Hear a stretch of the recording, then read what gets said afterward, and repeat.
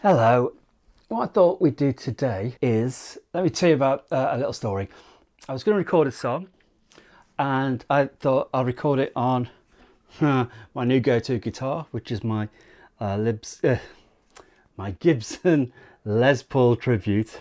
And I thought, well, I've used that on a few things I've recorded. What about some of my other guitars? What would they sound like? In particular, I've got a 1995 Korean-made Epiphone Les Paul 100, which I never really got on with, to be honest with you. But I thought, is it as bad as I thought it was, as I remember it being? So I came downstairs and you don't need to know where I recorded it really, do you? And I recorded it on a Shure condenser microphone just against my Boss Katana 2. And I thought, well, what did that sound like in comparison to the Gibson? How big a difference is there? Which one do I prefer? I don't know why I've got this out. I'm not really going to play it when it's not plugged in, am I? And I was pleasantly surprised. And I wondered if you'd be as surprised as I was.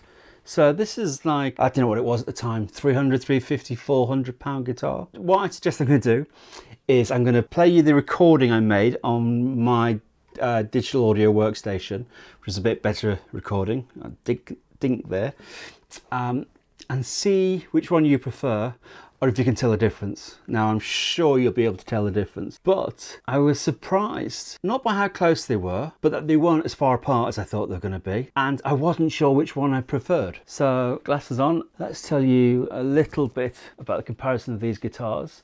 So this is, like I said, 1995 Epiphone Korean Samick Epiphone Les Paul 100.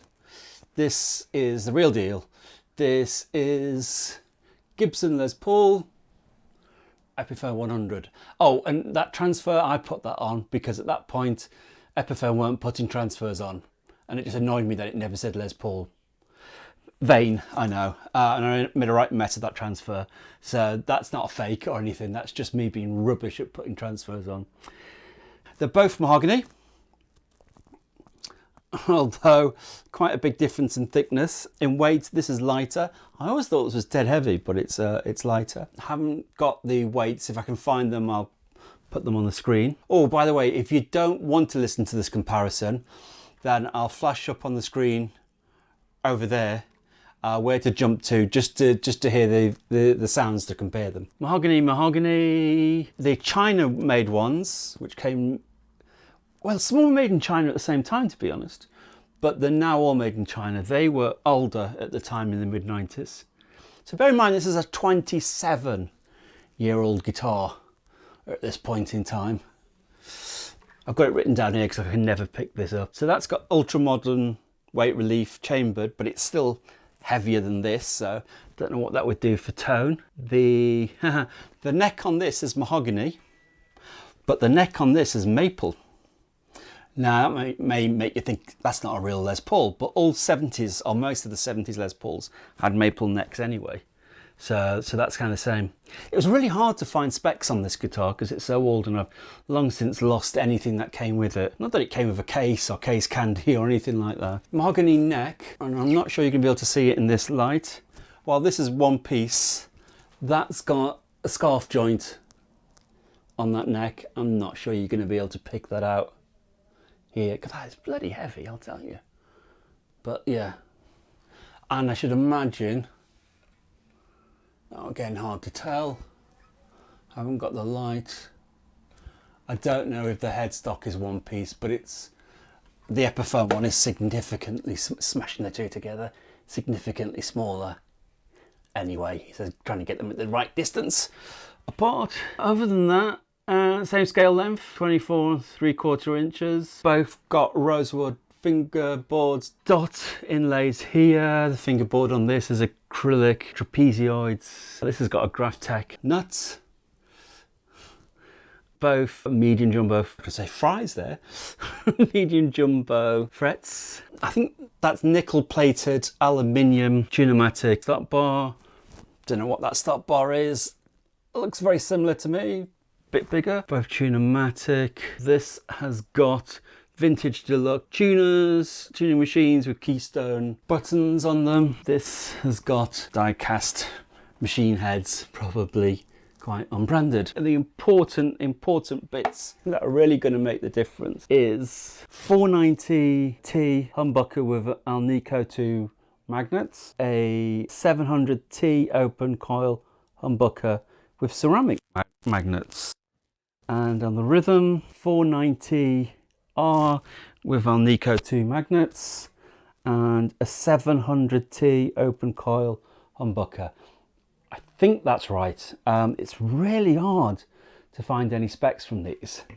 Anyway, those are the guitars. Now, I'm not going to do loads of comparisons with different setups on the pickups, playing different things. All I'm going to do is play, about 2-4 bars of the song I wanted to record. Play one after the other. One's A, one's B, and you can tell me which you prefer and which you think is best. So this is the point where you get to hear them.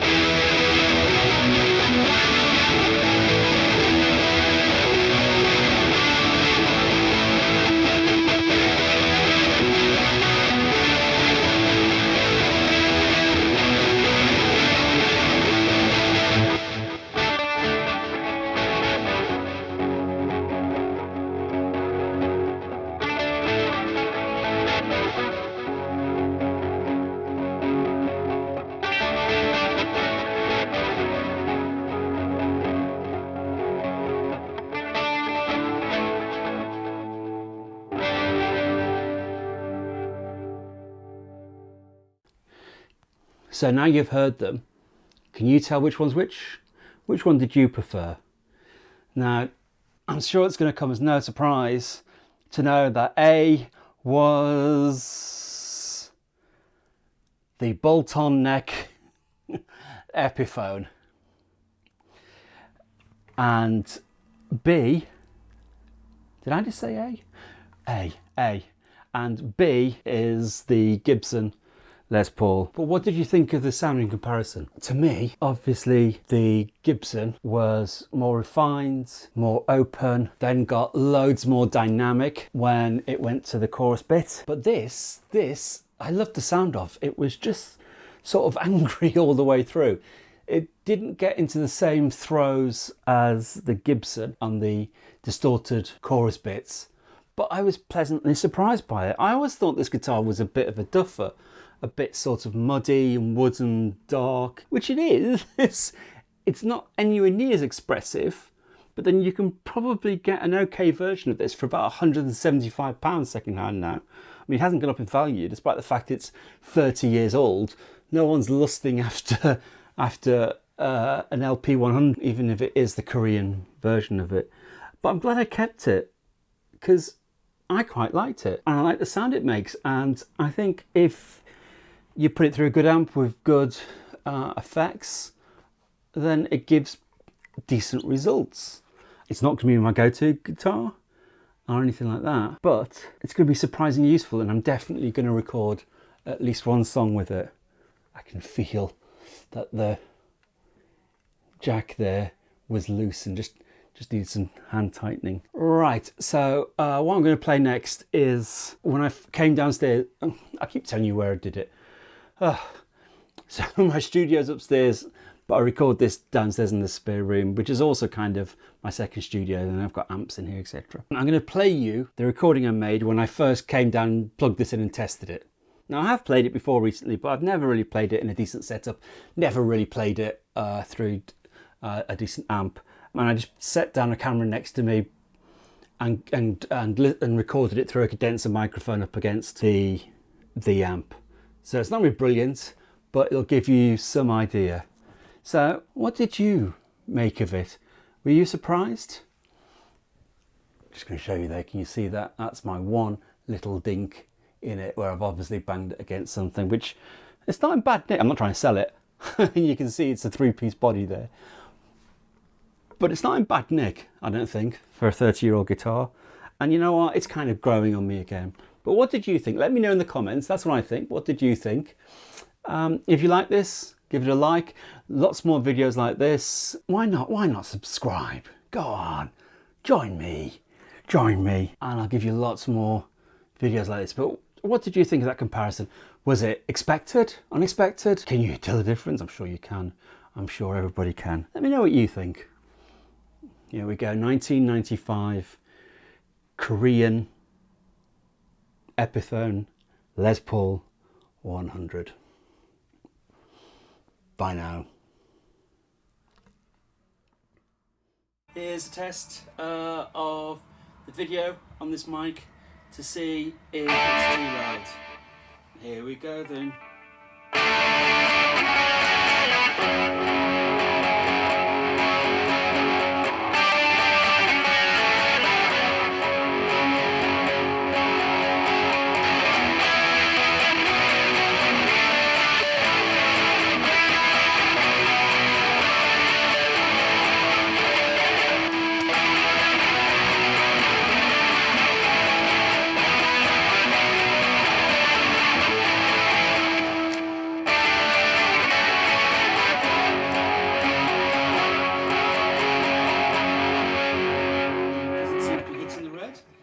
Okay.